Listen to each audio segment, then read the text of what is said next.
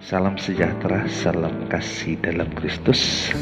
Kepala Gereja bagi sidang jemaat yang diberkati pelihara oleh Tuhan.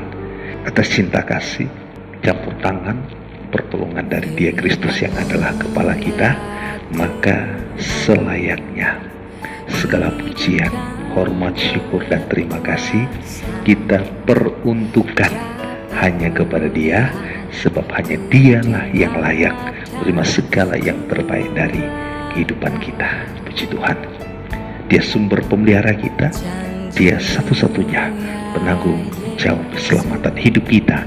Maka biarlah yang terbaik kita peruntukkan hanya kepada Dia. Apalagi sampai saat ini kita masih mengalami Ebenezer dari Tuhan di tengah situasi kondisi yang sangat menegangkan. Puji Tuhan, kita patut berterima kasih dan mengucap syukur kepada Dia, Kristus yang adalah kepala, karena pemeliharaannya masih terjadi atas hidup kita, pertolongannya masih dinyatakan kepada kita sampai saat ini. Baik saudara, kesempatan ini saya akan menyampaikan kebenaran firman Tuhan. Kalau kita lihat situasi kondisi hari-hari ini terkait kehidupan manusia di zaman akhir ini, maka Timotius mengatakan manusia berada pada masa yang sukar. Masa sukar itu membuat manusia sudah tidak lagi mempedulikan agama, aturan agama, hukum agama, tidak lagi mempedulikan apa yang dikehendaki oleh Tuhan. Padahal kalau kita kembali kepada manusia pertama dalam penciptaan Allah, maka manusia pertama itu diciptakan oleh Allah itu serupa dengan gambar Allah. Tapi apakah masih dipertahankan rupa gambar Allah itu? Kejadian 1 ayat 26 cukup jelas mengatakan di sana bahwa Allah menciptakan manusia itu serupa dengan gambarannya. Kata kita di sana menunjuk pada pribadi Bapa, Anak, dan Roh Kudus. Berarti manusia pertama Adam diciptakan segambar dengan Bapa, Anaknya Yesus Kristus, dan Roh Kudus. Berarti mereka merupakan gambaran Allah, atau Adam dan Hawa merupakan gambaran dari Allah karena diciptakan segambar dengan Allah, bukan atas kemauan manusia, bukan atas kehendak Adam, tapi itu langsung dikehendaki oleh Tuhan. Inisiatifnya dari Tuhan.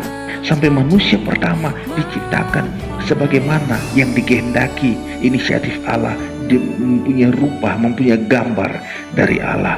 Tetapi yang sangat menyedihkan, di mana di akhir zaman ini banyak dari kehidupan manusia yang sudah tidak lagi segambar dengan Allah. Dengan siapa? Atau segambar siapa, serupa siapa manusia zaman sekarang? Sehingga Rasul Paulus dengan jelas menyatakan atau mengatakan kepada jemaat di Roma.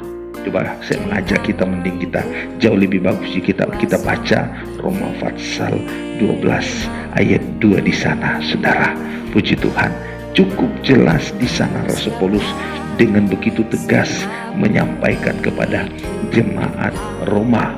Pada Roma 12 ayat 2 berkata, janganlah kamu serupa, kata lainnya segambar, ya. Ayat 2, jangan kamu menjadi serupa atau segambar dengan dunia ini, tetapi berubahlah oleh pembaharuan budimu, dan seterusnya. Mengapa Rasul bisa menyampaikan ayat ini pada jemaat Roma khusus 12 ayat 2? Jangan kamu menjadi serupa, segambar dengan dunia ini.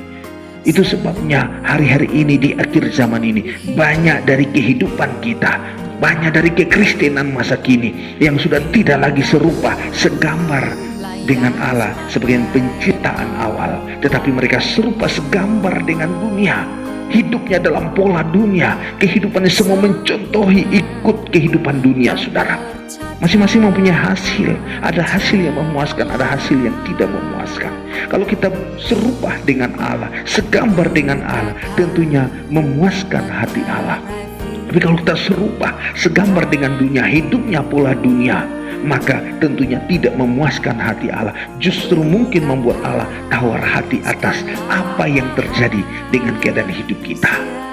Paradigma hidup kita, saudara, harus mengalami suatu perubahan. Karena hari-hari ini Allah sangat menghendaki, Allah sangat merindukan agar keadaan hidup kita harus menjadi serupa dengan Dia kembali.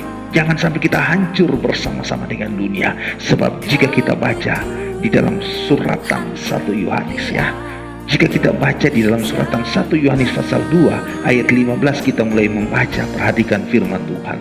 Janganlah kamu mengasihi dunia dan apa yang ada di dalamnya. Kalau seseorang mengasihi dunia, tentu dia akan hidup di dalam pola dunia. Pola dunia itu banyak.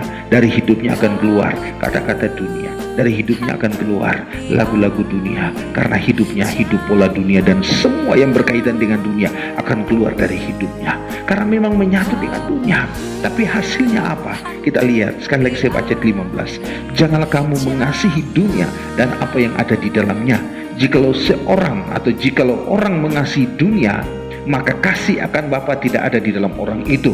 Ayat 16, sebab semua yang ada di dalam dunia, yaitu keinginan daging dan keinginan mata serta keangkuhan hidup. Ya, keinginan daging, keinginan mata, keangkuhan hidup bukanlah berasal dari Bapa, melainkan dari dunia. Ayat 17, perhatikan. Dan dunia ini sedang lenyap dengan keinginannya.